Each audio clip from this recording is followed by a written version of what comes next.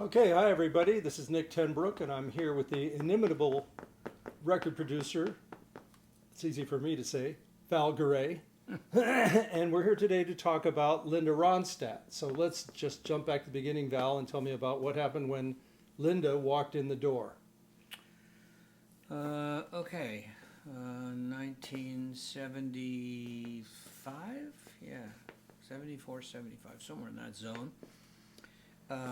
Linda and Peter Asher originally came into the Sound Factory where I was an engineer. I was actually in my beginning stages of my career, and they came into the Sound Factory to work with Dave Hassinger.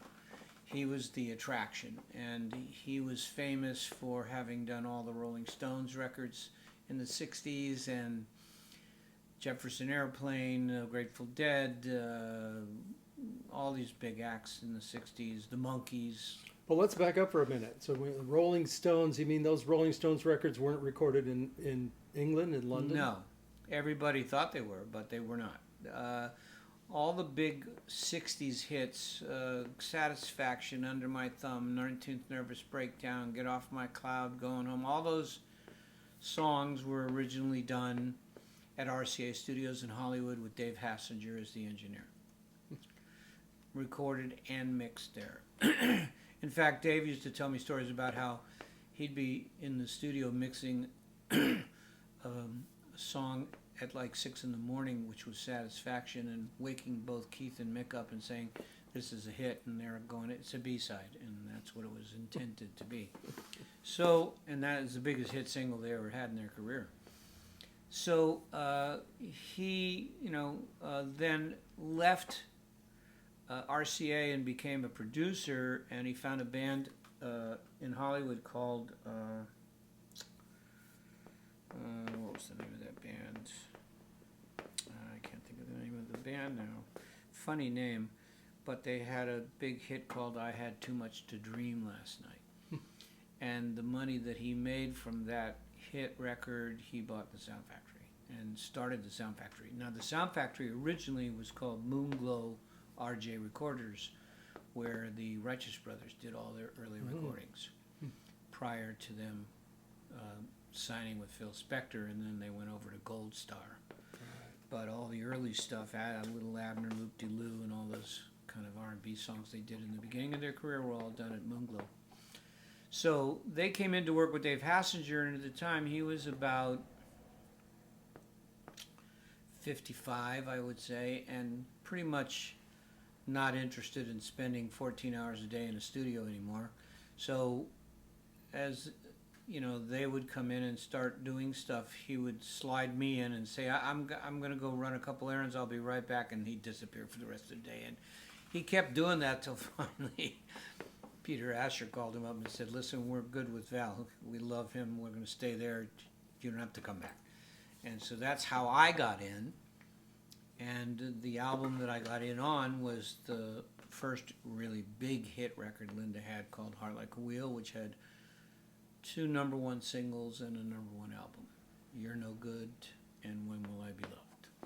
Right, now wasn't that where she was just changing labels? Something was happening in there with all that? No, she wasn't changing labels. She'd already changed labels. She had previously done an album before that came out that didn't do really great, but it was for Asylum. Everybody at that point in Hollywood wanted to be on Asylum because David Geffen was the guy at the time.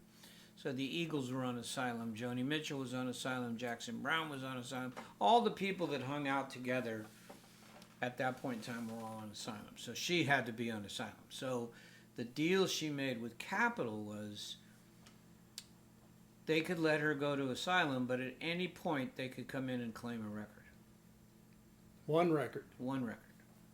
And so basically, as we were in the final, nearing the final stages of the album, Al Corey, who was the head of A&R for Capitol, who was a very, very, very smart A&R guy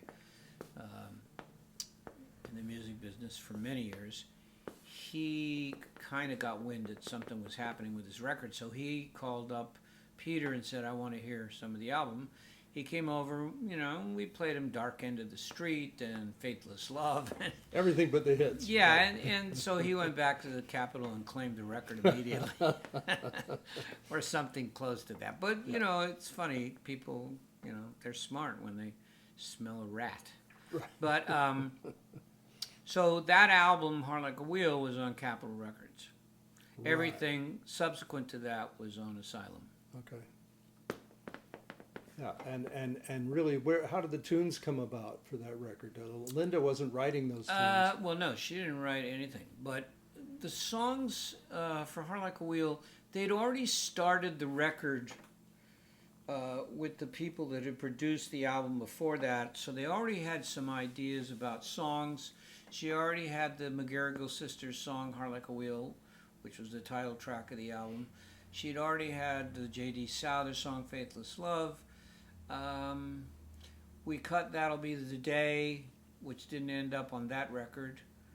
And the reason that we cut When Will I Be Loved is because I'd done about 4 mixes of That'll Be the Day and it never sounded right.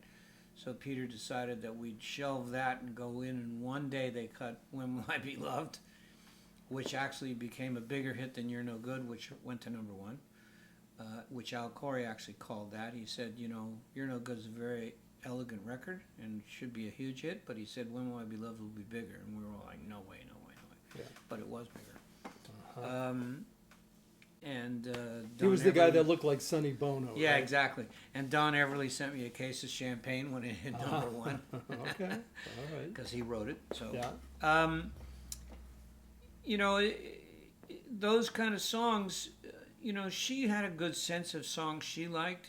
Peter had a great sense of songs he liked, and they just sort of mixed and matched, and that's how he came up with it. You're No Good she'd been doing live,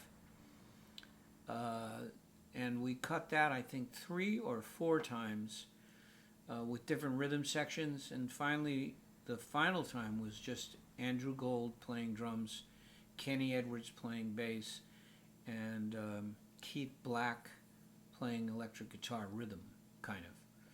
And that's how he cut that track, 3 pieces. And then Andrew played everything on it, all the keyboards, all the guitars, all the solos, everything. So he played everything on that record but the bass and that one little rhythm guitar track, which you only hear in the intro. And then that's the last you'll hear of that. Right. But Eddie Black, that was his name, Ed Black. Andrew and Kenny were the core of her band after that. The band Brindle that Kenny and Andrew were in was with Wendy Waldman and Carla Bonoff, who also wrote some amazing songs for Linda down the road from there. Right. And that's a funny story unto itself. Carla was a struggling songwriter, also Kenny Edwards' girlfriend at the time. Okay. And they lived together, and Kenny actually produced Carla's solo records. And Carla, I used to call her Bon Bon because her name was Bonoff, so I just nicknamed her Bon Bon. Okay. And so the album that, here's what happened. Peter used to get all these cassettes sent to his office for Linda, songs. And so there'd be these boxes full of cassettes, and I didn't want to sit and listen to them, and Peter definitely didn't want to sit and listen to them. So we said to Carla, who was Kenny's struggling songwriter girlfriend, look, we'll pay you $10 an hour if you want to go and start listening to all these tapes and see if there's anything there. So after 3 or 4 days of her listening to all these tapes, she came back to Peter and said, look, I write much better songs than these guys are sending you. And so he said, really? Well, play us. And so she played him a couple of the songs, one of which was Someone to Lay Down Beside Me, which Linda immediately cut at some point. And that's how that all came about in terms of the songwriting. So in answer to your question, it was kind of a mix and match. Linda fell in love with her songwriters. She kind of discovered J.D. Souther in the sense that she was a big star and he wasn't, and she cut his stuff, even though he went on to become huge as a writer, writing all the Eagles songs with Don and Glenn and everything else he wrote. And he had a hit on his own as well. And I did his first solo record, Black Rose, that Peter produced. Warren Zevon Right. She got a hold of Warren Zevon and started cutting all of his stuff. She got a hold of Elvis Costello. She was the first person to cover his songs. Yep. So she had a good sense of songwriters. Yeah. Yeah, those are all obviously, helped make all of their careers. Yeah. Right. Yeah. Great. Okay, so that's Part Like a Wheel. So now that had, how many hit singles were on Two that? #1 singles. Right. So Both You're No Good and When Will I Be Loved. okay, so now Asylum, even though they didn't get to put that record out, they have some faith that you guys are on to something, so you're on to the next record. Right. Then the next record was Prisoner in Disguise, which, oddly enough, the first single off of that one was That'll Be the Day, redone for the 5th time. But finally got that right. And so that was with Andrew and Kenny and those guys. Same guys. Andrew, Kenny, and the usual rhythm section. Waddy and Russ and Lee and Right. I mean Leland, not Leland. Waddy, Russ, and Kenny. Kenny. Yeah, Right. Kenny played bass on everything. Right. Right. So it's funny to have all those guys and not have Leland. Well, but Kenny was her bass player in Yeah. the Stone Ponies, so he'd been Right. with her since the beginning. Yeah. A lot of those other guys were too, though, but he made the cut somehow. Well, Right. I mean, he was close with her. I mean, they were in a band together. Yeah. You know, Yeah. Well, he Their kept. their He must first have been band. good enough to keep playing Hey with man, those he big played guys. great bass on all Yeah. those records. You know. Yeah. Right. Okay. So, and do you remember what were the tunes on that second record? What were the Prisoner in Disguise, the title track was her and John David Souther doing a J.D. Souther song called Prisoner in Disguise. It was a duet that I cut live with the two of them facing each other in the studio, sitting there with J.D. playing guitar and singing, and they did an amazing take. And then we just had, having trouble remembering names. It's okay. We overdubbed a string quartet with So David Campbell, David Campbell. Beck's dad. Yeah, Beck's dad. That's what he's known as. I remember when Beck was born. But David Campbell was, I can't remember the incident, but it was a string session that David Campbell was the viola player on. And somehow he and Peter got into a conversation, and Peter asked him if he could do an arrangement. And of course he said yes. So that's how that whole thing started with Right. David Campbell, because he did all the strings on all of our stuff. Yeah. Okay. Tracks of My Tears, which was a Smokey Robinson track. And what did I say the other one was? Heatwave? Heatwave, which is a Motown track. Right. So Both those are of both which- kind of Motown tracks. Yeah. But, done with the bum, bum, bum, Yes. bum, kind Yeah. of time thing. Right. And both of those were, big top 10 singles. Right. Right. Okay. And what else? Yeah, that was about it. And otherwise, the same basic musicians, though. There wasn't anything other than the string quartet. It was Yeah, the same band, yeah, right? same band. And and those tunes, you weren't having to go in there and cut 3 or 4 times. You cut them once, and that was it. Well, yeah, there Pretty was no redos that I can remember. They were all Right. kind of done, the same way. One day we do 1 track or 2 tracks, and Right. But everything's really on the fly. Everybody gets together. You play them the tune, and then everybody kind of comes up with what's happening. It's yeah, really a collaborative thing. yeah, The way those records are made. yeah. And Peter had a lot of specific ideas though too, as well. Yeah. I understand. In terms of arrangements. Right. Okay, so now Asylum has a successful record. So Platinum record. yeah, so I nothing mean, wrong with that. I have a platinum award for that album that is not RIAA certified, because they didn't certify platinum back then. Right. Before I it have was I have established. Heart Like a Wheel that's RIAA not certified, and Okay, Prisoner in Disguise not certified. interesting. Wow. And then the next album, Hasten Down the Wind. Hasten Down the Wind, the single, was Heatwave, finally. Right. Okay. Heatwave finally made it to the Right. forefront in a version that we all liked. Did you say there was one that was single was released that didn't really fly? Yeah, that was Love is a Rose. That came out, it was a Neil Young song. Linda loved it. She wanted to put out as the first single. It came out, and in the first week it didn't really do well, so they pulled it and put out That'll Be the Day, which went on to become the hit. But that also had "Hasten Down the Wind," the title track, which was a Warren Zevon song, Right. which was the beginning of Linda recording Warren Zevon songs. Okay. Yeah, that's a big deal. And also, what about you? Is that the point where you took a different approach to recording that record? No, that was in "Prisoner in Disguise." Okay, and let's talk about that for a minute. Okay. I wanted to do a recording where I never added any bottom end to anything. Meaning I never touched the low end of an equalizer on anything I recorded on that record. I did it all with mic placement. It was a crazy job undertaking that I did, but I did it. Yeah. And it came out. And were you doing that yourself? Like you'd have to run out and move the mic, or you had somebody? Well, how are you going to tell somebody what you want to do? I did it all. But it was all done without any bottom end, and it's a great sounding record. Yeah. But that's how. That was a whole lesson in the. You get a bug up your ass, and that's what happens. Okay, so that's cool. So now we've gotten through the third record, and again, every one of these records has hit singles. So the record company must just love you guys. Yeah, I'm sure they do. They didn't love me though, because I'm the one that was holding up, production on any of these albums because I wasn't approving test pressings. Which I'd get a call from, Joe Smith or David Geffen going, come on, man, we need this record. It's our fall line. Will you approve these? And Right. and then I'd call Peter up and go, test pressing from Terre Haute sucked. We're not going to. And he'd go, we're not putting it out till you say it's right. So. Right. So he stood behind you on that. Always. Yeah. That's great. I mean, that's pretty unusual. Well, we were all kind of the same, ilk. Cut from the same cloth. We wanted to do, the best job you could. So. Right. Yeah, that's really interesting. Okay, but meanwhile, it's just straight ahead. So are these like kind of once a year, these records? Yeah. Kind of once a year. Because she go on the road tour. It's the old schedule. Yep, right. Put the record out, go on the road.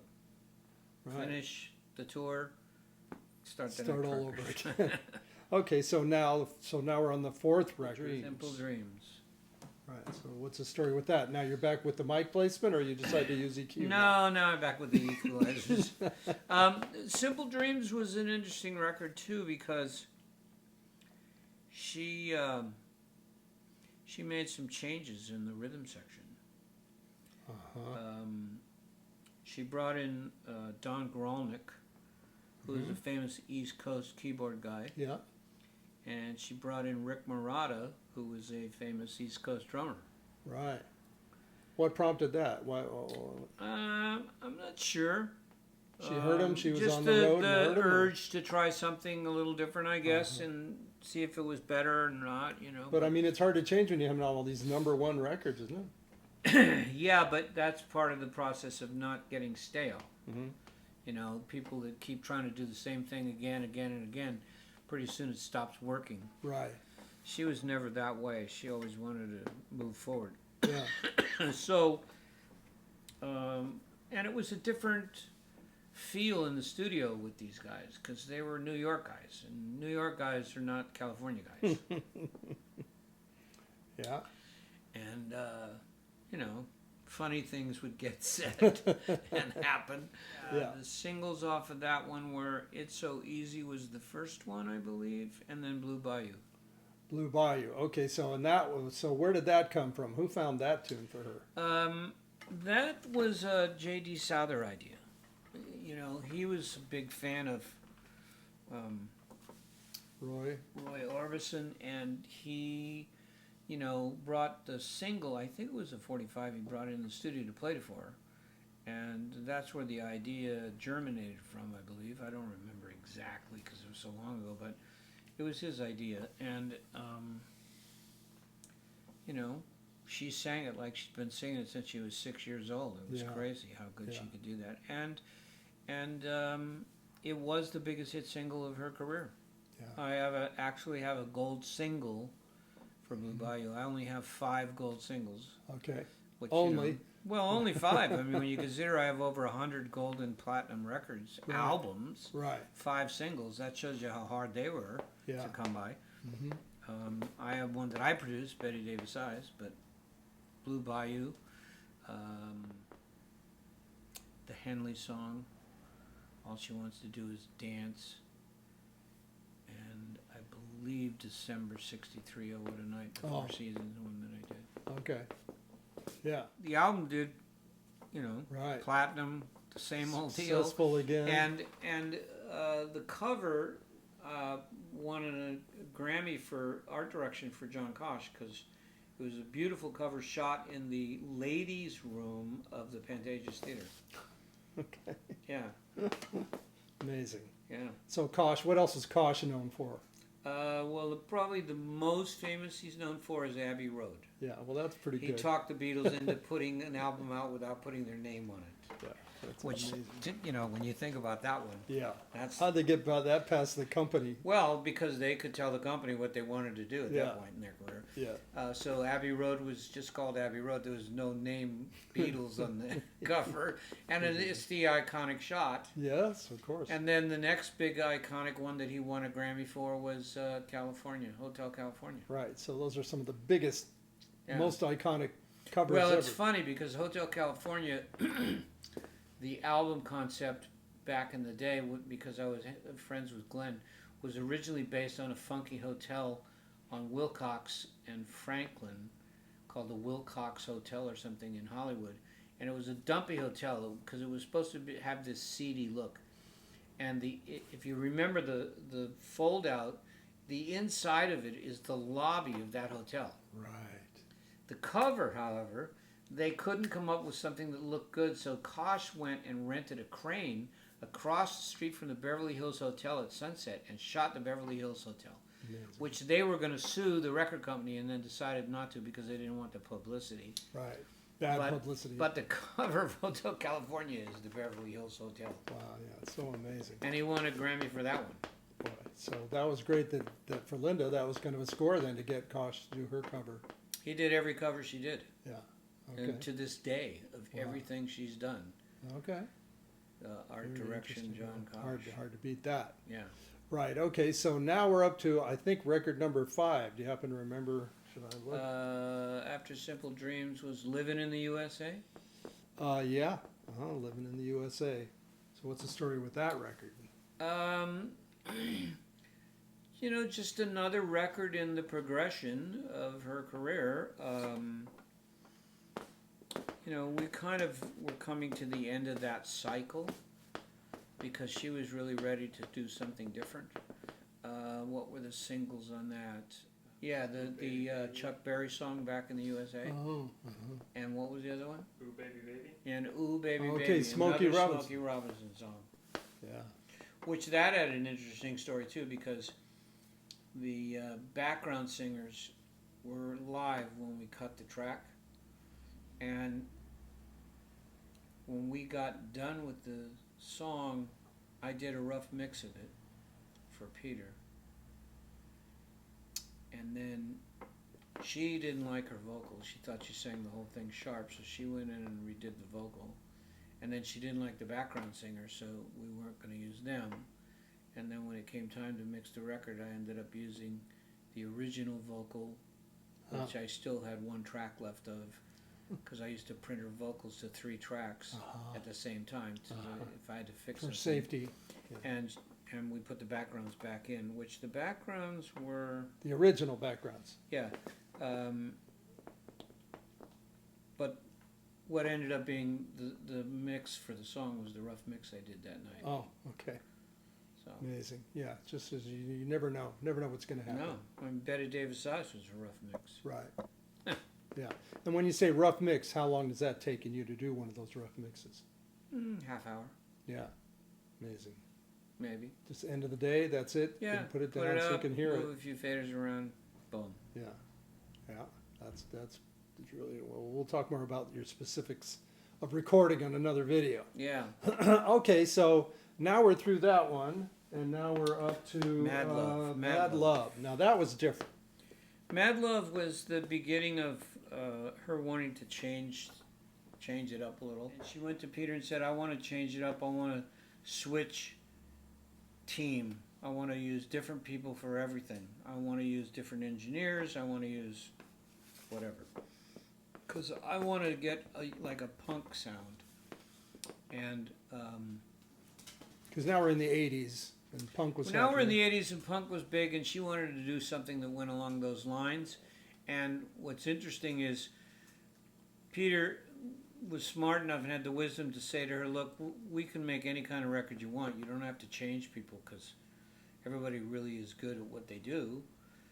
We just have to use some different musicians and songs. So she got a hold of Mark Goldenberg, who had a band with Peter Bernstein, who was Elmer Bernstein's son, and they had a band together, and so she hired them to come in and play on the record and write songs for her. In fact, the song Mad Love was a Mark Goldenberg song, who went on to become a very successful songwriter in his own right. And we cut everything at Record One, which was now my new studio in Sherman Oaks, and we did it all on a 3M digital tape machine, which was the first time anybody had done a digital recording. And 3M had a whole digital tape machine division in Camarillo, and they said, if you would like to try this, we'll send the machines and 2 techs down from Camarillo to work with you on the record, which they did. And oddly enough, one of the techs was Brent Averill, who, when the record was done and 3M folded their digital tape division, he came to work for me at Record One. Right. And then went on to become the owner and creator of Brent Averill Enterprises, which made all the API and Neve gear. Right. So, and the interesting thing about the tape machines were they were in such beta format that if you put track 11 in record, they'd all go into record. So we used to have to pull all the record cards out of every track we didn't want to record on and put the record card in anyway. And the same thing with the digital editing machine. It was all these holes in this metal box. It was Prototypes. I don't know how I prototypes. got it through it, but I did. Yeah. And went on to put out the first single on that was How Do I Make You, which was a Billy Steinberg song, who went on to become very famous as a songwriter with Tom Kelly, writing Like a Virgin, True Colors, Eternal Flame. Huge, right? Alone for Heart. Yeah. I can't think of them all, but they must have had 5 or 6 #1 records in a row. And that was the beginning of his writing career. Right, and that was a real punk thing, and that's where, and that didn't have, what was unusual about the artwork on that one, didn't you? The cover was shot by a famous war correspondent in a phone booth in downtown LA. So the opposite of the overproduced cover shot. Yeah, right. Yeah. It's punk. It's going with the whole punk vibe. But Kosh did the cover. Uh-huh. You know. Right, but the artwork was still coming from a different place. A war correspondent. Okay. All Famous war correspondent. Last record was Get Closer. That's the last record I did with her, which, interestingly enough, she came to me at that point, and I'd already had a huge hit record of the year with Kim Carnes, and I was now producing the Motels, and I just had a big hit with them. And she came to me, well, Peter did, and asked me if I could do it, and I said, listen, I can't. I'm in the midst of all these records I'm producing now, and I'll try to help you. I'll cut some of the tracks if you want, but that's the best I can do. So I started cutting the tracks, and then I suggested that she work with George Massenberg, who I'd known for years, and so she went over and started working with him, and she said, I'm not comfortable. I really want to do the rest of this with you. And so I made as much time available as I could to finish the record, and I think I mixed it. And he mixed some of it. I don't remember. It was a long time ago. But again, was that up till then, all the records had at least 1 or 2 #1 singles. Did that still happen with this last record? The single on that one was a big hit. It was called Hurt So Bad. It did really well, but it didn't go to #1.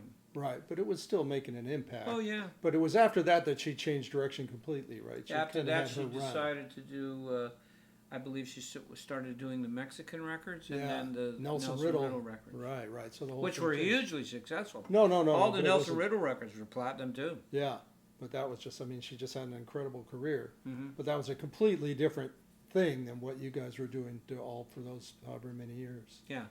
Really, really interesting. Yeah.